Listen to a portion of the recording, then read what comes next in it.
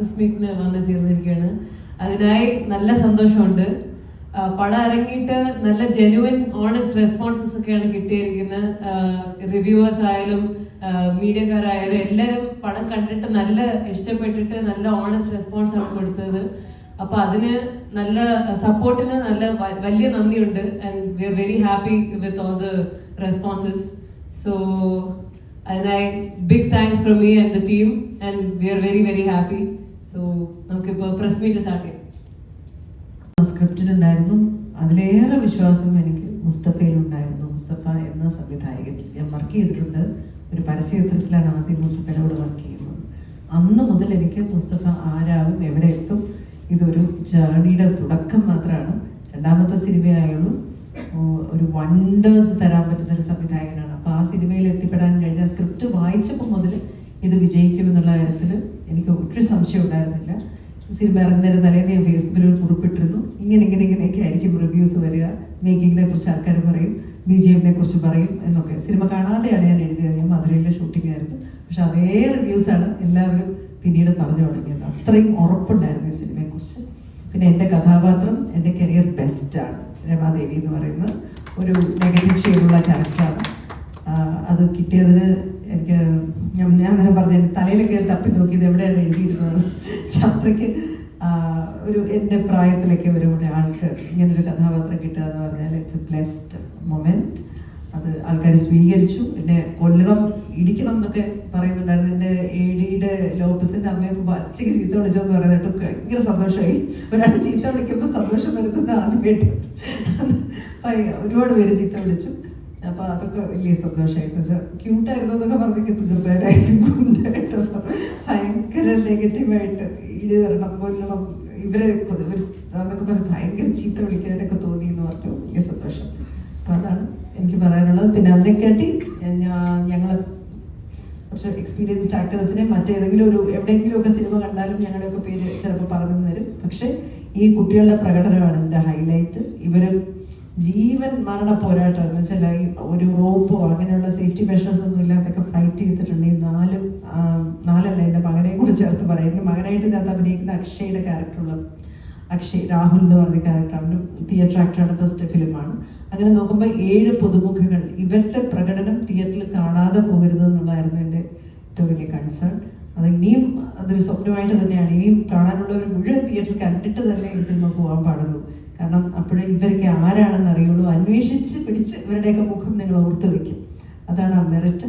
അപ്പോൾ ഈ ആക്ടേഴ്സായിട്ടുള്ള senior actors അല്ലാതെ ചെറുപ്പക്കാരായി വന്ന കുട്ടികളെല്ലാവരും തന്നെ നിങ്ങൾ ഏറ്റെടുക്കണം എന്നുള്ളതാണ് അപേക്ഷ. Thank you.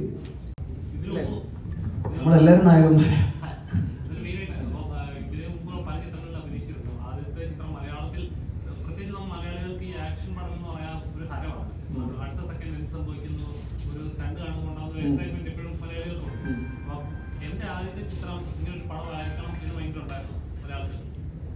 ഇല്ല, അങ്ങനെയല്ലായിരുന്നു കേട്ടോ. ഇത് എനിക്ക് അങ്ങനെ ജോണർ ചെയ്യുമ്പോൾ അങ്ങനെ സ്പെസിഫിക് ആയിട്ട് റൊമാൻസോ അങ്ങനെയൊന്നുമില്ല.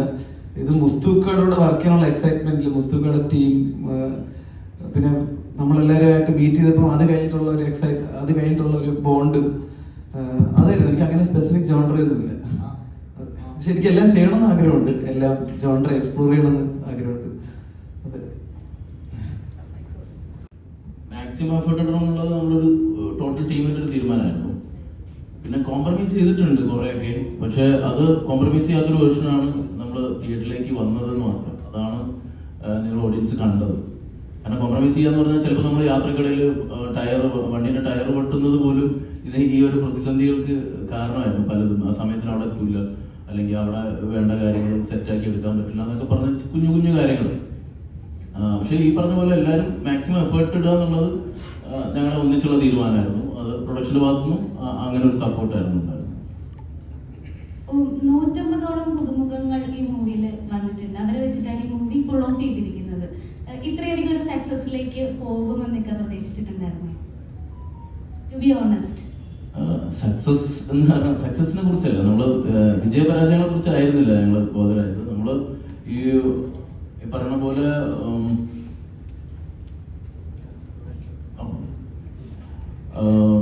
പുതിയ ആളുകളെ വെച്ച് ചെയ്യുന്നതിൻ്റെ ഒരു ടെൻഷൻ ഉണ്ടായിരുന്നു. ഇത്രയും ആളുകളെ പുതിയ ആൾക്കാരെ ഒന്നിച്ച് കൊണ്ടുവരുമ്പം എങ്ങനെ എടുക്കും. പക്ഷെ കണ്ണച്ചേട്ടൻ അപ്പോഴും പറയായിരുന്നു, നമ്മൾ മാത്രമല്ല ഇതിനു മുമ്പും ചെയ്തിട്ടുണ്ട് പലരും പുതുമുഖങ്ങളെ വെച്ച്, ഹിറ്റായിട്ടും ഉണ്ട് എന്ന് പറഞ്ഞൊരു കോൺഫിഡൻസ് ഉണ്ടായിരുന്നു.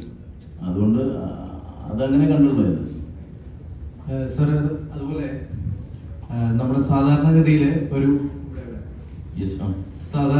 ഒരു പുതുമുഖങ്ങളെ വെക്കുന്നു, അതുപോലെ തന്നെ ഒരു യുവതലമുറയുടെ കഥ പറയുന്ന സമയത്ത് നോർമലി സിനിമകളിൽ കാണാറുള്ളത് ഒരു എന്താ പറയുക, കുറെ അതായത് ലഹരി പദാർത്ഥങ്ങളുടെ ഉപയോഗം കൂടുതലായിട്ട് കാണിക്കുക, അല്ലെങ്കിൽ 2-3 ലിപ് ലോക്ക്, അല്ലെങ്കിൽ ഒരു ബെഡ്റൂം സീന്, അങ്ങനെയൊക്കെ ഉൾപ്പെടുത്താറുണ്ട് സാധാരണഗതിയിൽ. അത് കാഴ്ചക്കാർക്ക് കുറച്ചും കൂടി ഒരു എൻഗേജ് ആവാൻ വേണ്ടിയിട്ട് കാണിക്കുന്നത് തന്നെയാണ്. പക്ഷേ ഇതിനകത്ത് അത്രമാത്രം ആ ലെവലിലേക്കോ അല്ലെങ്കിൽ ആ മേഖലകളിലേക്കോ ഒന്നും കടന്നതില്ലാതെ അവരുടെ പണത്തിന് മീതെ പലതും പറക്കില്ല, അതുകൊണ്ട് പണം ഉണ്ടാക്കണം എന്നുള്ള ചിന്തയെ മാത്രം ഒരു ഹൈലൈറ്റ് ചെയ്ത് കാണിക്കാനുള്ള കാരണം എന്തായാലും ഈ കഥ ഡിമാൻഡ് ചെയ്യുന്ന കാര്യങ്ങൾ മാത്രമേ ഇതിനകത്ത് ചെയ്തിട്ടുള്ളൂ. അനാവശ്യമായിട്ടൊന്നും ചെയ്തിട്ടില്ല. അത് തന്നെയാണ്, വേറെ ഒന്നും ചെയ്തിട്ടില്ല. അനാവശ്യമായിട്ടുള്ള ഒന്നും ചെയ്തിട്ടില്ല. നമ്മൾ ആവശ്യമുള്ള കാര്യങ്ങൾ മാത്രമേ, ഈ സബ്ജക്റ്റ് ഡിമാൻഡ് ചെയ്യുന്ന കാര്യങ്ങൾ മാത്രമേ ചെയ്തിട്ടുള്ളൂ. അതിന്റെ സൗണ്ടിനെ കുറിച്ചാണ്. ഒരു തിയേറ്ററിൽ ഇരുന്ന് ഒരു സിനിമ കാണുമ്പോൾ ആളുകൾക്ക് കേൾക്കുന്ന ഓഡിയോലിറ്റിയും അത് ആസ്വദിക്കുന്നതിന് ഒരു ഇതുണ്ട്. ഇപ്പം കഴിഞ്ഞ ദിവസം തന്നെ റസൂൽ സാർ അതിനെ കുറിച്ച് ഒരു കമന്റ് ചെയ്തായിരുന്നു. തിയേറ്ററിൽ നിന്ന് തലവേദന എടുത്താണ് ഓരോ പ്രേക്ഷകൻ ഇറങ്ങുന്നത്. ഇതേപോലെ ഒരു ആക്ഷൻ ചിത്രം ചെയ്യുമ്പോൾ എത്രത്തോളം പ്രിക്കഷൻ നിർത്തുന്നത്? തീർച്ചയായും നമ്മളത് ഒരാളുടെ കൂടെ പേര് പറയേണ്ടതുണ്ട്. ഫൈനൽ മിക്സ് ചെയ്ത അരവിന്ദ് മേനോൻ നമ്മുടെ മിക്സ് എഞ്ചിനീയർ ആണ്. അപ്പോൾ നമ്മൾ വർക്ക് മ്യൂസിക് പ്രൊഡക്ഷൻ നടക്കുന്ന ടൈമിൽ നമ്മൾ അതിൻ്റെ ലെവൽസ് നമ്മൾ കൂടുതൽ ബോദർ ചെയ്യാറില്ല. നമ്മൾ മാക്സിമം നല്ല ടൈറ്റായിട്ട് ഫുൾ പവറിൽ കേൾപ്പിക്കാനും നോക്കാറുള്ളൂ. ബട്ട് ഇതിൻ്റെ ഈ വോളിയം അല്ലെങ്കിൽ തിയേറ്റർ സ്റ്റേജ് എന്ന് പറയുന്നത് നമ്മുടെ ലാസ്റ്റ് മിക്സ് സ്റ്റേജ് ആണ്. ഫൈനൽ മിക്സ് വരുമ്പോഴാണ് ഇതിൻ്റെ ലെവൽസ് എല്ലാം ഓരോ സീനിൽ നമ്മൾ ഏതാണ് കൂടുതൽ കേൾപ്പിക്കേണ്ടത് എന്നുള്ളൊരു ഐഡിയയിലേക്ക് വരുന്നത്. അപ്പോൾ അതിൽ അരവിന്ദും അത് വർക്ക് ചെയ്തിട്ടുണ്ട്. അരവിന്ദും പാരലി ഒരുപാട് പടങ്ങൾ വർക്ക് ചെയ്യുന്ന ആളാണ്. തെലുങ്കും തമിഴും ഒക്കെ ചെയ്യുന്നതാണ്.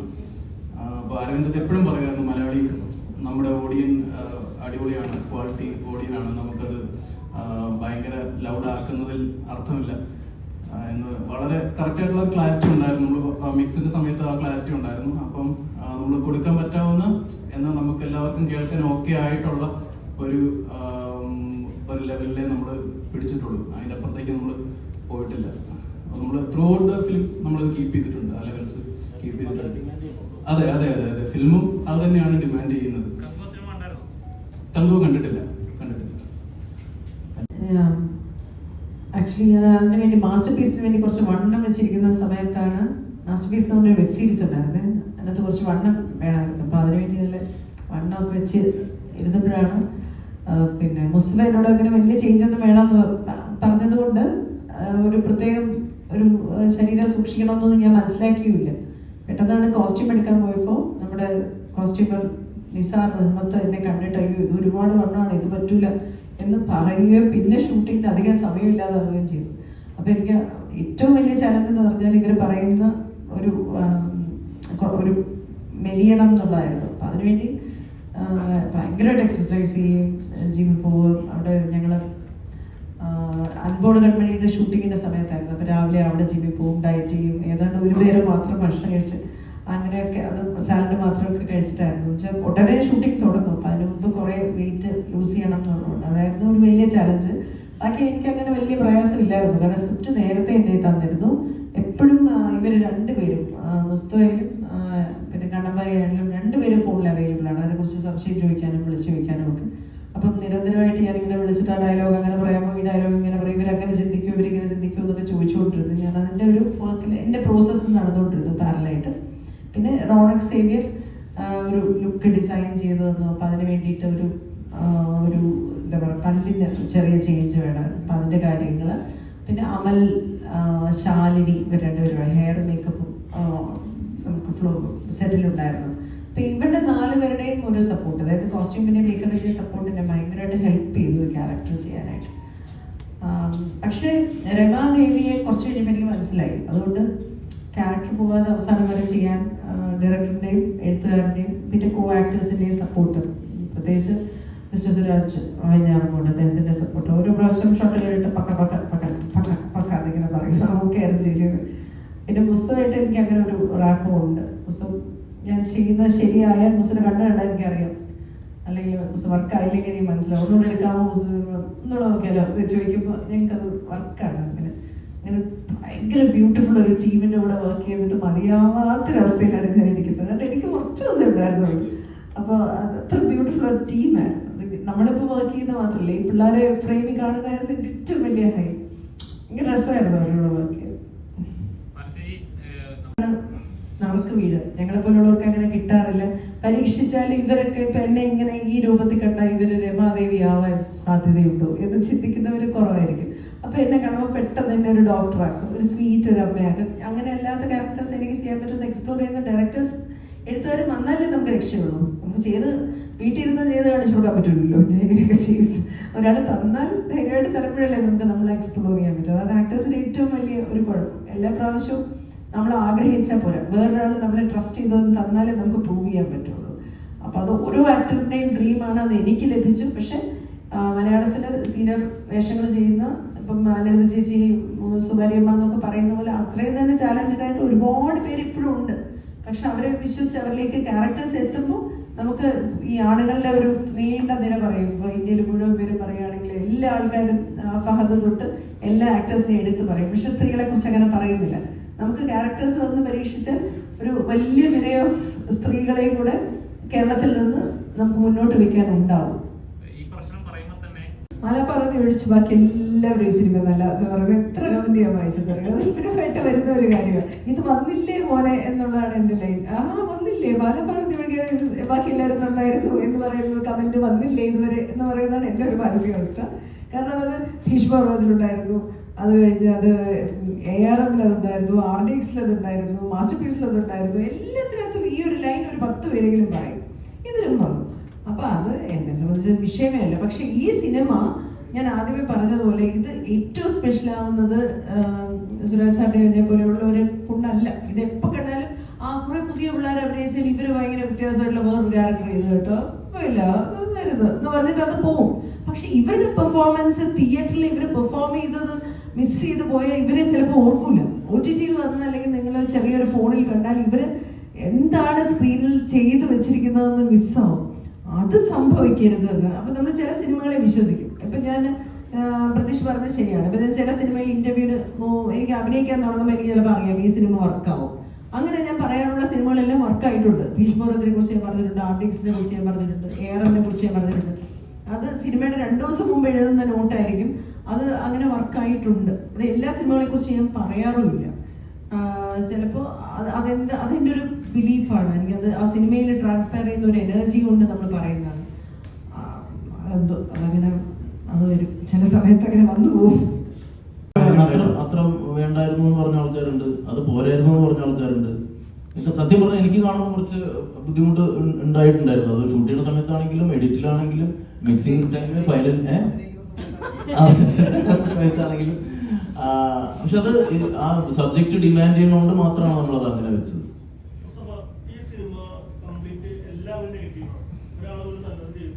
ഏതാ അങ്ങനത്തെ ആൾക്കാരെ കഥ അല്ലത്.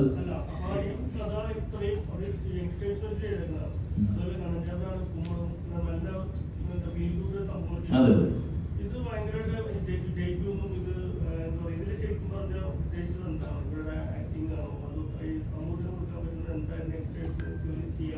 കണ്ടാണോ സിനിമ? കണ്ടാണോ? സമൂഹത്തിന് കൊടുക്കാൻ പറ്റിയത് ഇപ്പൊ നമ്മള് സിഗരറ്റിന്റെ പാക്ക് കണ്ടില്ലേ? സിഗരറ്റിന്റെ പാക്കറ്റിന്റെ മുകളിൽ ഭയങ്കര വ്രണം കാണിച്ചിട്ടുള്ള ഒരു സാധനം, ഒരു ഫോട്ടോ വെക്കില്ലേ, എന്നിട്ട് ഇത് വലിക്കരുത് എന്നാണ് പറയുന്നത്. അതുപോലെ തന്നെയാണ്, അത്രേ ഉള്ളൂ. ഈ സിനിമ ചെയ്തു വെച്ചിരിക്കുന്ന കുറെ പ്രശ്നങ്ങളുണ്ട്. ഈ പയ്യന്മാരത്തിനകത്തേക്ക് വന്ന ഈ പ്രായത്തിലുള്ള ആളുകൾ ഇത്തരം പരിപാടികൾക്ക് വന്നാൽ ഉണ്ടാവുന്ന ഇമ്പാക്ട് എന്താണ്, അല്ലെങ്കിൽ എഫക്റ്റ് എന്താണ്, അതിന്റെ നഷ്ടങ്ങൾ എന്താണ്, അതിന്റെ പ്രയാസങ്ങൾ എന്താണ്, അതിന്റെ വേദനകൾ എന്താണ്, അത് വേദന അനുഭവിക്കുന്ന പിന്നീടുള്ള ആളുകൾ ആരൊക്കെയാണ്? അമ്മമാരായിരിക്കാം, കാമുകിമാരായിരിക്കാം, ചേച്ചിമാരായിരിക്കാം. ഇതൊക്കെയാണ് നമ്മൾ പറഞ്ഞു പോയിട്ടുള്ളത്.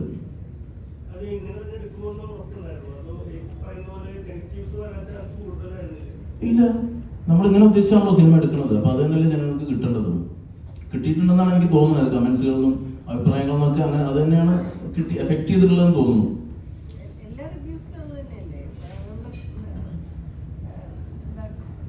ചെയ്യുവാണെങ്കിൽ അത് ചെയ്യില്ല. അതാണ് പൊതുവെ ഞാൻ വിളിച്ചത്. വാളെടുത്താൽ വാളാനുള്ളതാണ് പലരും എഴുതിയ കമന്റ്. അങ്ങനെയല്ലേ നിങ്ങളെ കണ്ടത്?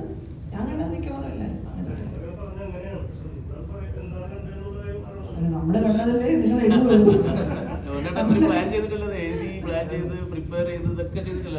ഒരു കലാരൂപം നമ്മൾ ചെയ്യുന്നതിന് അതിന് ഒരുപാട് ഇന്റർപ്രിട്ടേഷൻസ് ഉണ്ടാവട്ടെ. എന്ത് പലതുണ്ടാവട്ടെ. അത് ഓപ്പൺ ടു ഓഡിയൻസ് ആണല്ലോ. ഇനി അത് നിങ്ങളുടേതാണ്. ഒരു കലാരൂപം ഇവിടുന്ന് എല്ലാവരും കൂടി ചേർന്ന് ഉണ്ടാക്കി നമുക്കൊരു ഇന്റർപ്രിട്ടേഷൻ ഉണ്ട്. പക്ഷെ നിങ്ങൾ എന്ത് ഇന്റർപ്രിറ്റ് ചെയ്താലും അത് നിങ്ങളുടെ ശരിയാണ്. അത്രേ ഉള്ളൂ.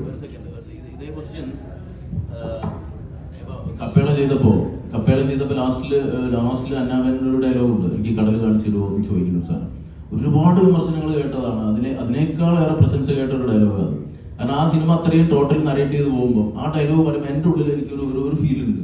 അത് കുറച്ച് പേരിലേക്കെങ്കിലും കിട്ടും എന്നാണ് ഞാൻ വിചാരിച്ചത്. അതുകൊണ്ടാണ് അത് വേണോ ഷൂട്ട് ചെയ്യുന്ന സമയത്തും വേറൊരു ഓപ്ഷനും കൂടി ഷൂട്ട് ചെയ്ത് വെക്കാമെന്നൊക്കെ പറഞ്ഞിട്ടും ഇല്ല, ഇത് വേണം എന്ന് എനിക്ക് തോന്നിയതുകൊണ്ട് വെച്ചതാണ്. അത് പല ആൾക്കാർക്കും അത് കണക്ട് ആയി. പിന്നെ കുറെ റീൽസ് ആയിട്ടും പല രീതിയിൽ അത് വന്നു. അതുപോലെ തന്നെയാണ് നമ്മളെ മനസ്സിൽ വിചാരിക്കുന്ന ഒരു സാധനം. നമ്മൾ ഇത്രയും പേരിരുന്ന് ഇത്രയും ഇതിന്റെ പിന്നിൽ വർക്ക് ചെയ്യുന്ന ആൾക്കാർ ഇരുന്നിട്ട് നമ്മൾ ഇതിന്റെ ഏത് സ്ഥലത്താണ് പ്രശ്നം, എവിടെയാണ് പ്രോബ്ലം, അല്ലെങ്കിൽ എവിടെയാണ് ഇത് ആൾക്കാർക്ക് ഫീൽ ചെയ്യണം എന്നുള്ളതൊക്കെ ഡിസ്കസ് ചെയ്തിട്ടാണ്. ഒരു പ്രീ പ്രൊഡക്ഷൻ എന്ന് പറഞ്ഞ ഒരു പ്രോസസ് ഒരു സിനിമയ്ക്ക് ഭീകരമായിട്ടുള്ള സപ്പോർട്ട് ഉണ്ട്. അത് നമ്മളെ സിനിമയ്ക്ക് ഉണ്ടായിട്ടുണ്ട്. അത്രയും സമയം നമ്മൾ പ്രീ പ്രൊഡക്ഷനിൽ ഇരുന്നിട്ടുണ്ടായിരുന്നു.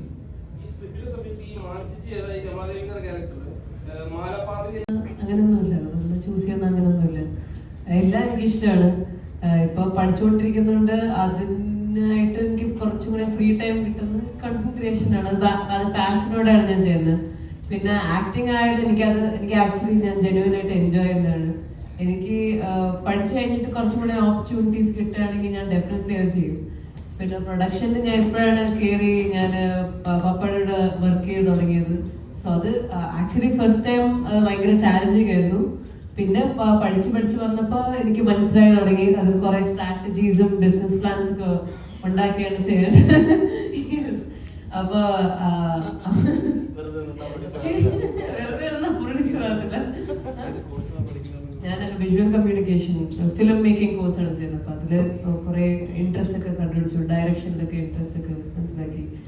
സോ യെസ്, ദേശീയ സംസ്ഥാന പുരസ്കാരങ്ങൾ കരസ്ഥമാക്കിയ വ്യക്തിയാണ് ശ്രീ മുഹമ്മദ് മുസ്തഫ. അഭിനയത്തിലും സംവിധാനത്തിലും നമ്മുടെ അനിരുദ്ധ് ഒക്കെ ചെയ്യുന്ന പോലെ പവർഫുൾ ബീറ്റുകൾ ഉപയോഗിച്ചുകൊണ്ട്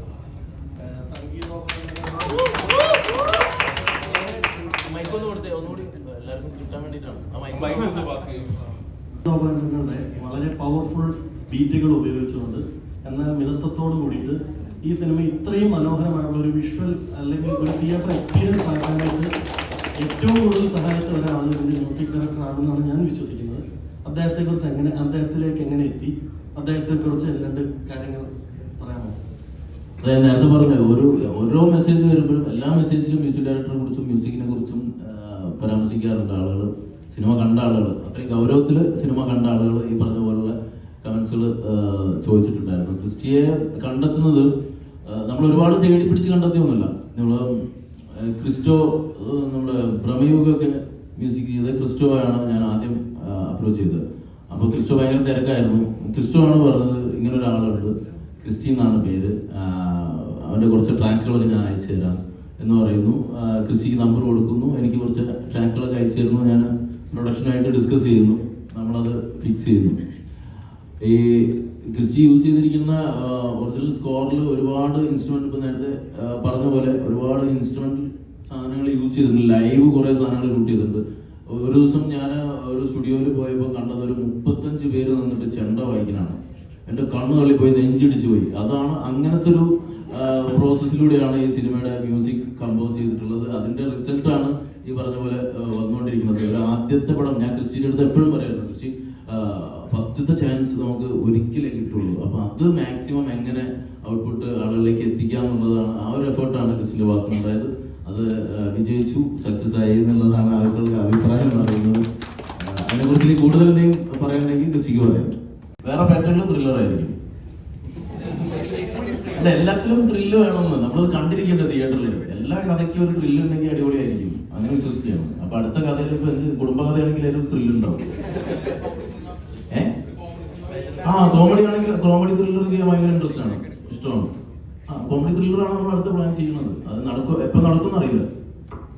ഇക്ക ഇങ്ങനെ ബ്രേക്ക് സമയം കിട്ടുമ്പോൾ ഇക്കയുടെ മൈൻഡില് ഇക്ക എഴുതിയ ഇത് സിനിമ തുടങ്ങിയ മുതൽ തുടങ്ങുന്നത് ഇല്ല, കുഴപ്പമില്ല. നമുക്ക് അവസാനം വരെ നമ്മളെ ലൊക്കേഷനിൽ ഓടിയാലും അല്ലല്ല. ഇതിന്റെ വേണോ വേണ്ട, നിങ്ങൾക്ക് വേണോ വേണ്ടേ എന്നുള്ളത് നിങ്ങൾക്ക് ലൊക്കേഷനിൽ കുറച്ച് സമയം എന്തെങ്കിലും ഗ്യാപ്പ് കിട്ടി അപ്പം വരും മൈക്കും കൊണ്ട് അന്ന് മിമിക്രി. അത് കാണിച്ചിട്ട് ഇതിപ്പോ ഷൂട്ട് നടക്കുമ്പോഴും മിമിക്രി, അത് കഴിഞ്ഞിട്ട് മിമിക്രി. ഇപ്പം അതാണ് അതാണ് അതാണ് അപ്പൊ എല്ലാവരും കൈയടിച്ച് നന്നായിട്ട് അപ്പൊ ഒരു ലൊക്കേഷനിൽ സുരാജനും കൂടി ഉണ്ടായിരുന്നു എനിക്ക് സപ്പോർട്ട്. സക്സസിന്റെ ഭാഗമായിട്ട് ഇക്ക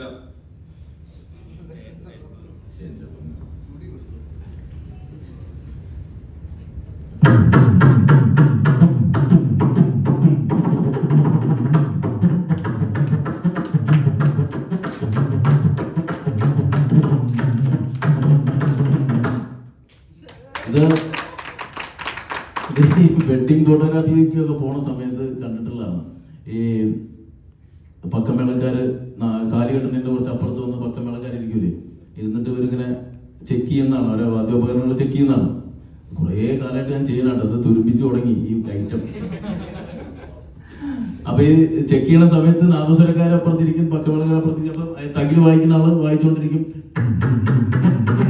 അപ്പൊ ഇപ്പുറത്ത് നാദസ്വരം വായിക്കുന്ന ആൾ അയാളുടെ ഒരു ഈ പിപിയിൽ ഇങ്ങനെ ഓലയൊക്കെ വെച്ചിട്ട് അതിങ്ങനെ ചെക്കും.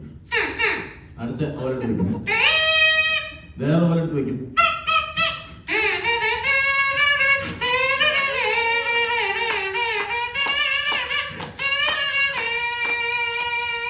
പിന്നെ താലികെട്ടൊക്കെ കഴിഞ്ഞ് പെണ്ണും ചെക്കനൊക്കെ പോയി കഴിഞ്ഞാൽ ഇത് ഏൽപ്പിച്ച ആരെയും കാരണന്മാർ പോയിട്ട് പൈസ നിർത്താൻ പറയുമ്പോഴേ ഒരു നിർത്തുള്ളൂ. അതുവരെ വായിച്ചുകൊണ്ടിരിക്കും. വായിച്ച് ഈ ഓലയിൽ ഉമിനീരൊക്കെ നിറഞ്ഞെടുത്തിട്ട് ടോണൊക്കെ മാറും.